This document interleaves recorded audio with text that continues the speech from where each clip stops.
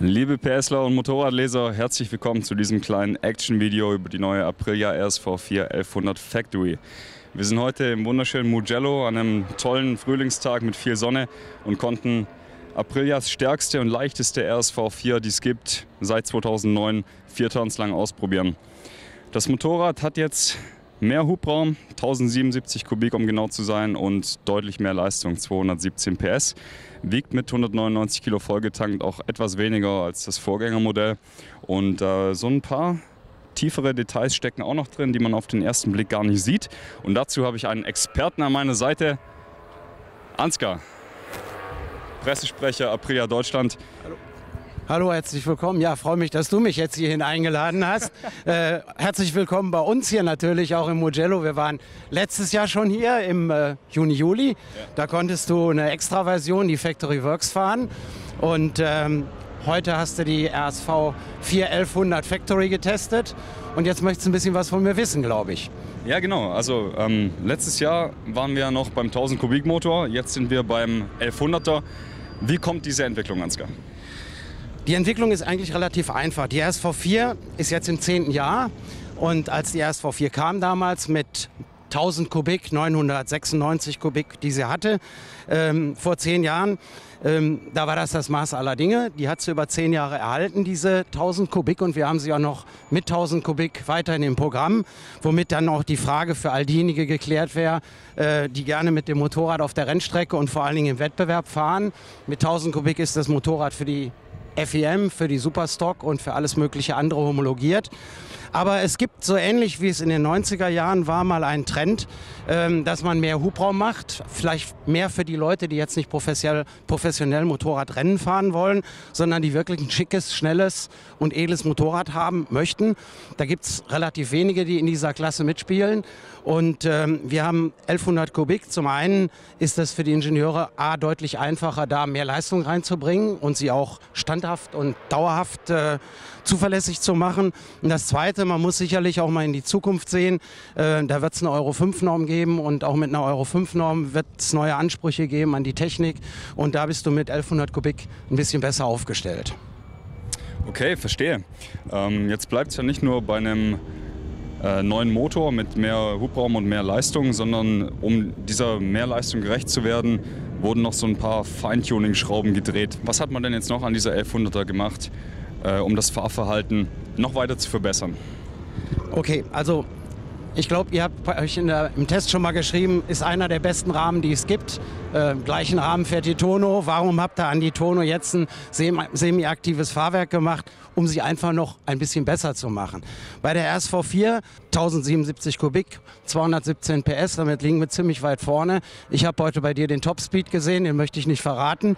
Aber wenn man ein Motorrad hat, was eben in dieser Liga mitspielt, über 300 auf der Rennstrecke, dann hat man eine ganz andere Fahrwerksgeometrie notwendig, die vor allen Dingen auch bei Topspeed funktioniert. Bei Topspeed heißt es also, dass das Motorrad mehr Auftrieb bekommt, und diesen mehr Auftrieb, den muss man irgendwie übers Fahrwerk in den Griff bekommen, damit das Motorrad vom Chassis seine horizontale Lage beibehält. Also wir sprechen hier vom Thema Stabilität.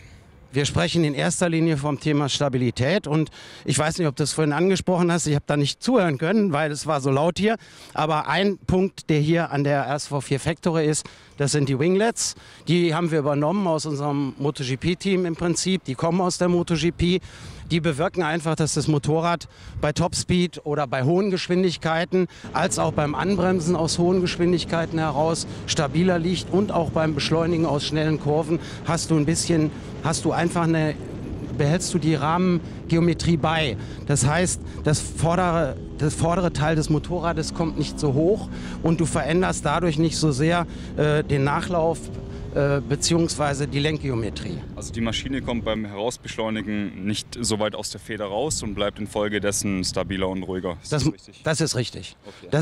Das ist die Idee, die dahinter steckt, und wir haben dazu verschiedene Punkte verändert. Es wurde unter anderem der Steuerkopf, also der Steuerkopfwinkel etwas steiler angestellt. Lass uns ganz kurz noch bei den Winglets bleiben. Eine Sache noch, das ist ja messbar, was die mehr bringen, diese Winglets. Ja. 8 Kilo mehr Anpressdruck bei 200 km/h, ist das Ja, richtig? das ist richtig. 8 Kilo mehr Anpressdruck bei 200 km/h. Okay, ja, das ist Du hast es ausprobiert, du kannst es beurteilen. Du bist auf die Ecken zu und du bist auf der Geraden gewesen. Ja. Hat man das gemerkt? Na gut, also man merkt natürlich, dass das Motorrad bei hohen Geschwindigkeiten sich stabil verhält, aber ohne den direkten Vergleich kann man natürlich nicht sagen, es liegt stabiler oder nicht stabiler. Dazu müsste man dann eben einen Vergleichstest anstellen. Aber wir haben ja bald den großen Superbike-Vergleich im Heft und da wird sich, denke ich mal, so einiges offenbaren. Aber gehen wir mal weiter ins Detail. Du hast gerade den Lenkkopf angesprochen. Was ist da jetzt anders? Also, bei unserem Rahmen hast du 3 Möglichkeiten, Einstellungen vorzunehmen. Ein Punkt ist die Rahmengeometrie über den Steuerkopfwinkel. Die zweite Möglichkeit, die du hast, ist, du kannst hier den Schwingendrehpunkt in der Höhe verändern und du hast die Möglichkeit, das kann man hier sehen, da sind solche Längslöcher, man kann auch die Position des Motors verändern. Das wird sicherlich nur bei wirklich professionellen Benutzen des Motorrades gemacht, weil es ist relativ viel Aufwand, aber wir haben halt mit dem Motorrad mit Max Biaggi zweimal die Weltmeisterschaft gewonnen und 2014 noch mit Silvan Guntoli und die haben das schon genutzt, aber die Möglichkeit besteht. Das stimmt, ja. Also ich denke auch, dass es der normale Trackday-Fahrer eher weniger ausnutzt, diese mannigfaltigen Möglichkeiten, die das Chassis hier bietet. Aber nun ist es ja so, dass die Gabel auch anders im Lenkkopf drin steht als beim Vorgängermodell. Kannst du da nochmal drauf eingehen? Ja, du kannst also hier oben im Steuerkopfbereich kannst du verschiedene Einsätze reinbauen. Okay. Und die werden dann hier über diese Halteschrauben oben und unten fixiert. Die untere Position ist gleich geblieben und die obere Position ist um 1,5 mm weiter nach vorne gekommen. Dadurch hat sich im Prinzip der Steuerkopfwinkel verändert. Zusätzlich hat man bei dem Motorrad das Offset um 2 mm weiter nach hinten gesetzt. Dadurch wird das Fahrzeug insgesamt etwas handlicher, aber wenn man es dann technisch hinterher überprüft und aufzeichnet, wird man sehen, dass der Nachlauf genauso gleich geblieben ist wie bei der Tausender. Also man hat quasi den Vorteil von besserer Agilität, hat aber trotzdem keinen veränderten Nachlauf. Richtig? Man hat keinen veränderten Nachlauf, man hat lediglich einen um 2 mm kürzeren Radstand. Was man noch gemacht hat, um noch mehr Stabilität ins Fahrzeug zu bekommen, ist, das kann man von außen nicht sehen, die Schwinge ist von innen verstärkt, um einfach mehr Stabilität beim Beschleunigen und beim Kurvenfahren zu bekommen. Ja, okay. Ansgar, vielen Dank für diese detaillierte Erklärung. Liebe Zuschauer, ihr seht schon, es sind kleine, feine technische Änderungen, die hier bei dieser 1100er Factory zum Einsatz kommen.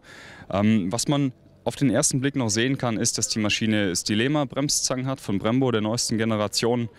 Und optional gibt es sogar noch eine Art Carbon-Windkanal, den man vor die Bremszangen montieren kann, um die Bremse besser zu kühlen. Also die Maschine ist wirklich sehr, sehr sophisticated sozusagen.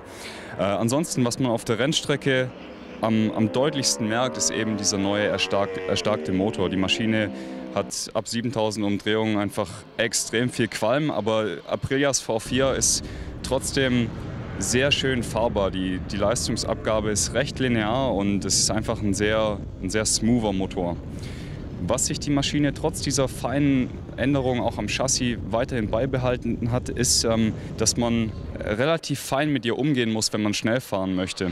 Also die RSV4 verzeiht es nach wie vor nur sehr schlecht, wenn man grob mit ihr umgeht und am Lenker zerrt oder sich dran festhält. Dann kommt schon relativ viel Unruhe ins Chassis und die Maschine keilt dann mal mit dem Lenker aus oder pumpt auch mit dem Heck. Aber wenn man sich darauf einstellt und versucht runterzufahren und seinen Fahrstil darauf einfach abrichtet, ist wirklich alles schick und die Performance von der neuen 1100 Factory einfach nur sehr, sehr beeindruckend. Auch die Elektronik ist überarbeitet worden, die Traktionskontrolle und die Wheelie-Kontrolle. Auch da bräuchte man einen direkten Vergleich mit dem Vorgängermodell, ob es jetzt wirklich ein marginaler Schritt ist, hin zu noch besser. Alles, was ich jetzt sagen kann nach diesen 4 Turns, ist, die Elektronik arbeitet und funktioniert fantastisch. Die Eingriffe der Traktionskontrolle merkt man gar nicht. Und ja, das ist ein sehr, sehr gutes, sehr schnelles Motorrad geworden. Die Frage am Schluss ist natürlich noch, Ansgar, was muss man hinlegen, wenn man so ein Schätzchen in seiner Garage haben möchte?